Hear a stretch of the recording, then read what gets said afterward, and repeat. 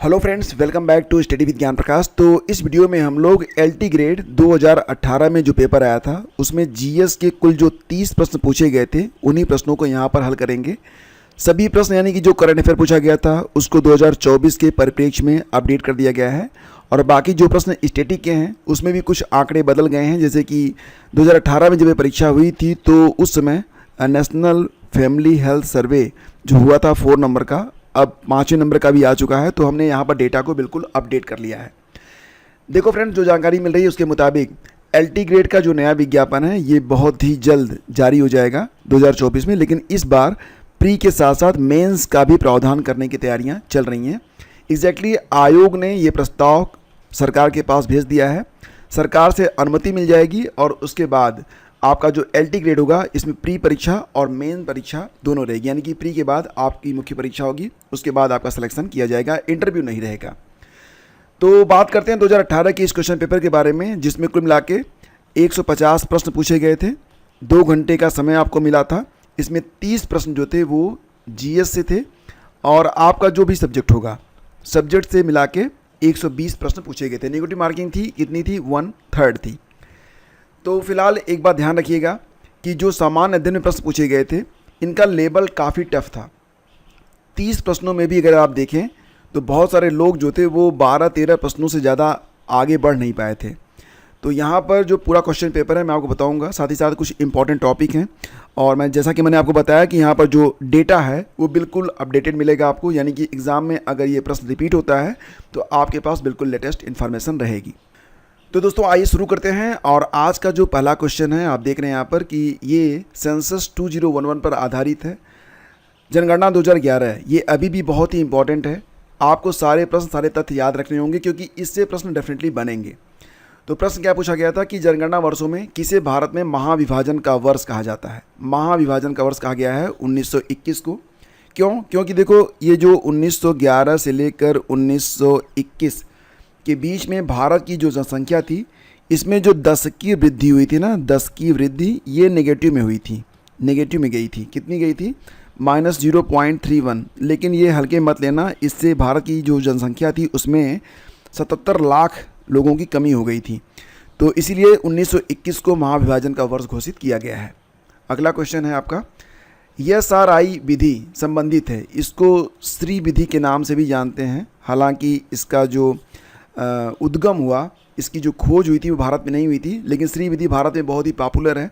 जो लोग गांव से होंगे वो देखते होंगे कि गांव में जो पैडी होती है, धान होता है, उसको पहले एक जगह पर डाल लेते हैं लोग, जिसको उत्तर भारत में जरई कहते हैं।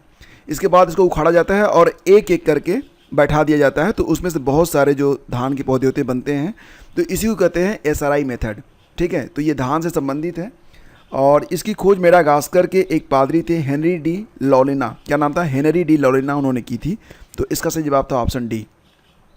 ये देखिए कौन सा युग्म सही सुमेलित नहीं है? फसल का नाम दिया गया है और कीट का नाम दिया गया है। तो मूंगफली फली छेदक, चना फली छेदक, धान में बंका और मक्का में तना छेदक।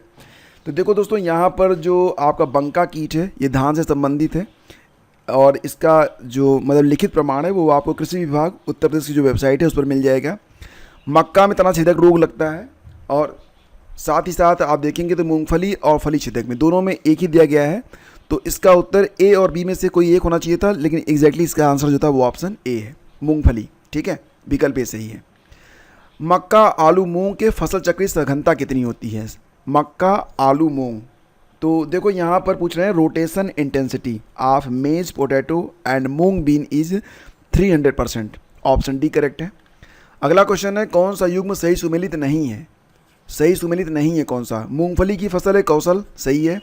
सरसों की फसल है वरदान, सही है। चना की फसल है उदय, ये भी सही है।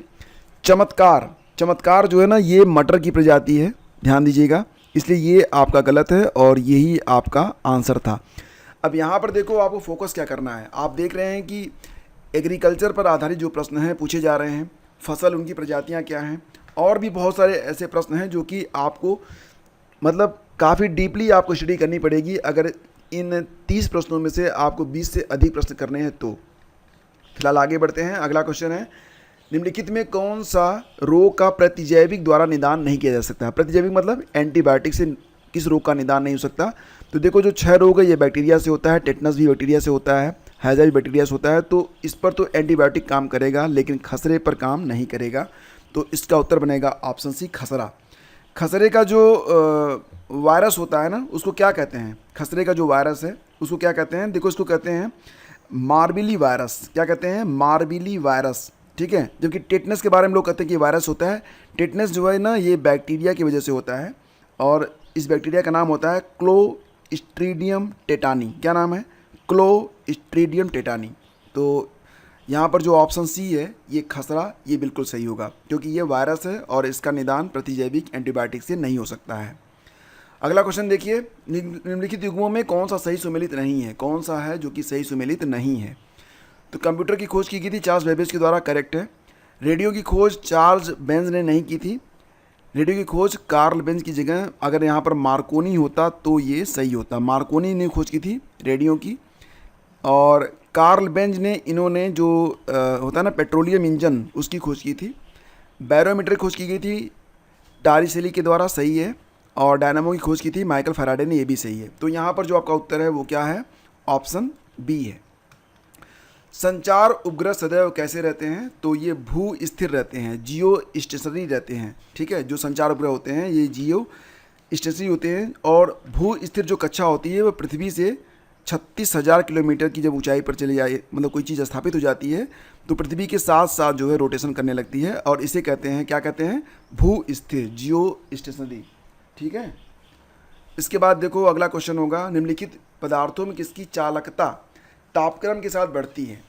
तापक्रम के साथ, देखो बात यहाँ पर हो रही है सेमीकंडक्टर के बारे में जो कि है जर्मेनियम। जर्मेनियम क्या है? ये एक सेमीकंडक्टर है।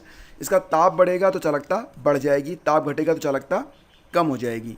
तो बाकी की चालकता पर कोई प्रभाव तो नहीं पड़ने वाला है लेकिन जर्मेनियम पर प्रभाव पड़ेगा, इसलिए आपका उत्तर बनेगा ऑप्शन बी।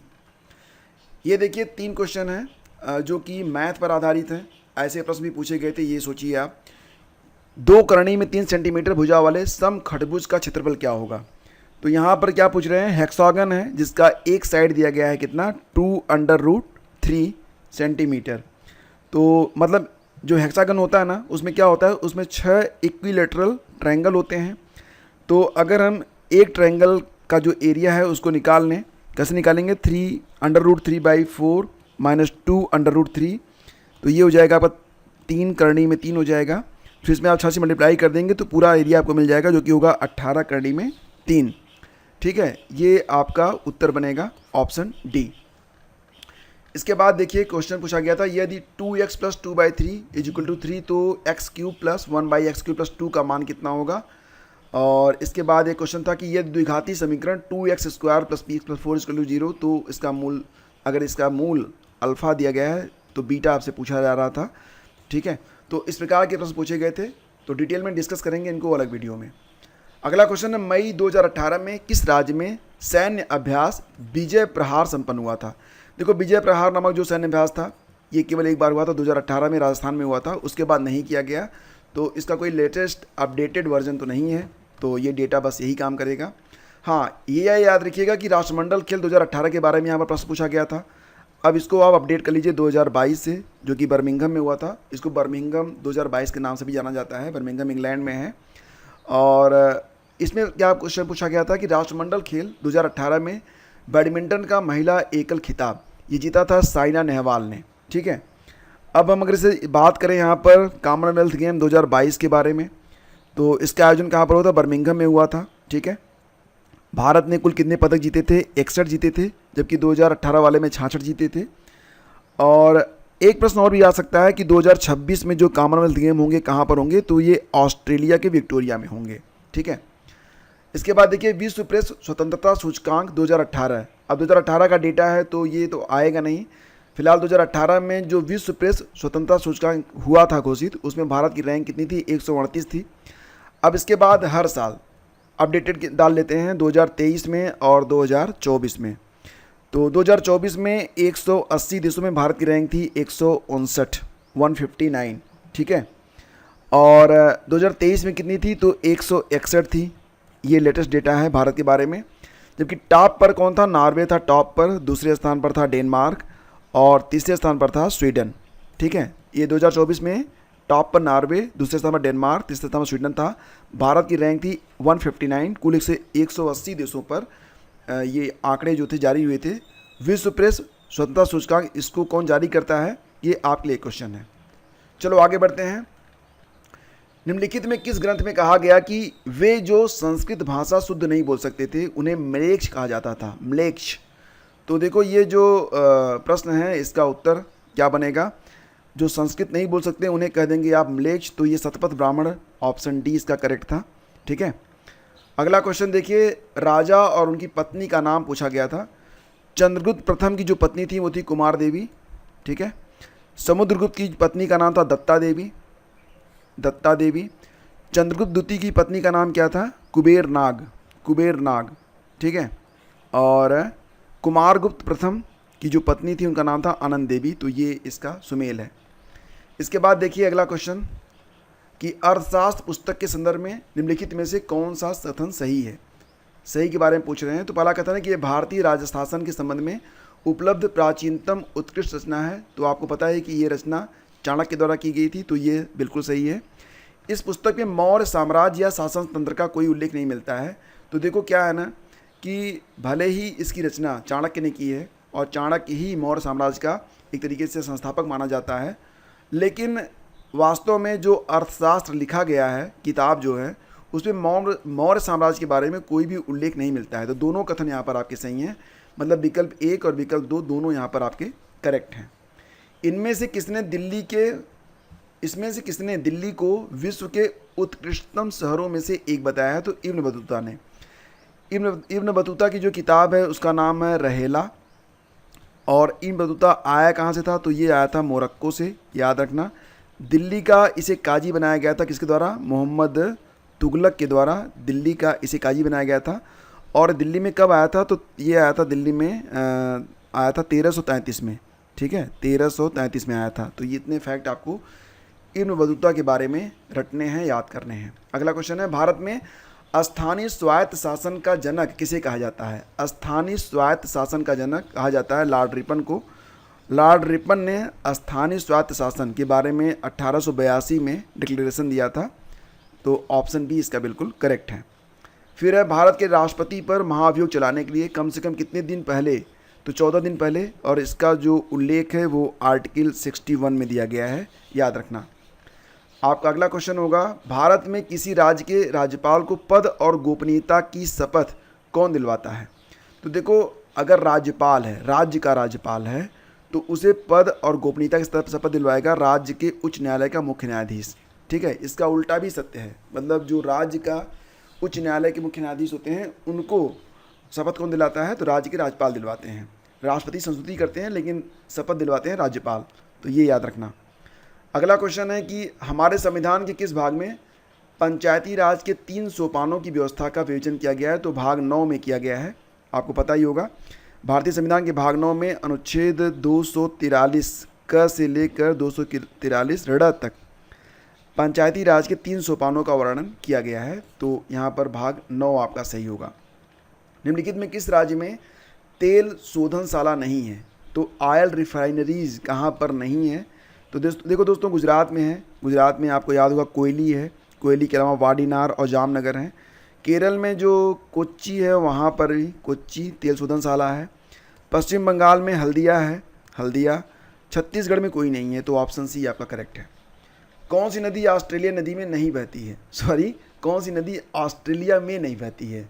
तो देखो यहाँ पर फ्लिंडर्स और हंटर और गिलबर्ट तीनों नदियाँ जो हैं वो ऑस्ट्रेलिया में ही बहती हैं। ऑरेंज नदी जो है ना, ये साउथ अफ्रीका में बहती है। साउथ अफ्रीका की सबसे लंबी नदी है ऑरेंज रिवर, ये याद रखना। निम्नलिखित में किस राज्य में 2011 की जनगणना में जनसंख्या का ह्रास? तो ये नागालैंड में हुआ था, आपको याद होगा। ये गया था -0.6% के हिसाब से। ठीक है, इसके बाद अगला क्वेश्चन था, माल्थस के अनुसार निम्नलिखित में कौन सा उपाय जनसंख्या नियंत्रण में सर्वाधिक प्रभावी है? माल्थस के अनुसार तो उन्होंने कहा था कि जन्म नियंत्रण, बर्थ कंट्रोल करना पड़ेगा आपको। और प्रिंसिपल ऑफ पॉपुलेशन, ये थियरी उन्होंने दिया था 1978 में। तो याद रखना कि मतलब उन्होंने क्या कहा था, जैसे कि यहाँ पर अगर 2 लोग होते हैं तो उनसे अगर मान लो 2 से 4, 4 से 8, इस प्रकार से जनसंख्या बढ़ती है, तो जन नियंत्रण करना बहुत ही इम्पॉर्टेंट है। कौन सा एक जीवोम नहीं है? जीवोम जिसको आप लोग बायोम के नाम से जानते हैं। तो देखो यहाँ पर रेगिस्तान भी एक बायोम है, घास का स्थल भी है, टुंड्रा भी है, जबकि पारिस्थितिकी तंत्र जो होता है ना, ये बायोम का एक हिस्सा होता है, ये बायोम नहीं होता है, ये उसका हिस्सा होता है। तो इसका जो आंसर है वो ऑप्शन सी है। दुधवा नेशनल पार्क किस राज्य में स्थित है? दुधवा नेशनल पार्क आपको पता ही है कि यह लखीमपुर खीरी में है, और लखीमपुर खीरी जो है ये कहाँ पर स्थित है? तो ये उत्तर प्रदेश में है। ऑप्शन डी करेक्ट है इसका। और ये अंतिम प्रश्न होगा कि राष्ट्रीय परिवार स्वास्थ्य सर्वेक्षण के चतुर्थ चक्र के अनुसार, मतलब यहाँ पर क्या बात हो रही है? नेशनल फैमिली हेल्थ सर्वे 4, ये सर्वे हुआ था 2015-16 में आया था, और उसमें जो TFR बताई गई है वो 2.2 बताया गया था। ऑप्शन ए है। अब नेशनल फैमिली हेल्थ सर्वे 5 भी आ चुका है, ये आंकड़े 2019-20 के हैं। NFH5 के जो आंकड़े हैं ये आंकड़े 2019-20 के हैं, जिसमें TFR को बताया गया है 2, और हालांकि रूरल में ये 2.1 है, लेकिन ऑल ओवर 2 है। देखो क्या है ना, जनसंख्या नियंत्रित करने के लिए ये जो TFR है ये 2.1 से अधिक होना चाहिए, जो कि अब उससे कम आ गया है। मतलब जनसंख्या जो है वो भारत की अब या तो स्थिर रहेगी या तो नीचे जाएगी, ठीक है। और एक बात और भी आपको बताना चाहेंगे कि इस बार जो नेशनल फैमिली हेल्थ सर्वे 5 हुआ है उसमें सेक्स रेशियो भी बताया गया है। सेक्स रेशियो 2019-20 में बताया गया है कि 1000 अगर पुरुष हैं तो उस पर महिलाओं की संख्या कितनी हो गई है? 1020 हो गई है। तो चलो ये अच्छी बात है। तो ये 30 प्रश्न हैं, और मुझे पूरा भरोसा है कि आपको ये वीडियो ज़रूर अच्छा लगा होगा। तैयारी करने के लिए आप अगर चैनल पर पहली बार हैं तो इसे सब्सक्राइब कर लें। यहाँ पर आपको हर चीज़ बिल्कुल जेन्युइन दी जाती है, और व्यूज़ नहीं क्वालिटी, ये हमारा मोटो है। तो हम मिलते हैं आपसे अगली वीडियो में। हमारा जो टेलीग्राम चैनल है वहाँ पर कनेक्ट होकर आप इन 30 प्रश्नों को फिर से लगा सकते हैं। पूरी PDF आपको वहाँ पर शेयर कर दी जाएगी। आप सभी का बहुत बहुत धन्यवाद। Thank you.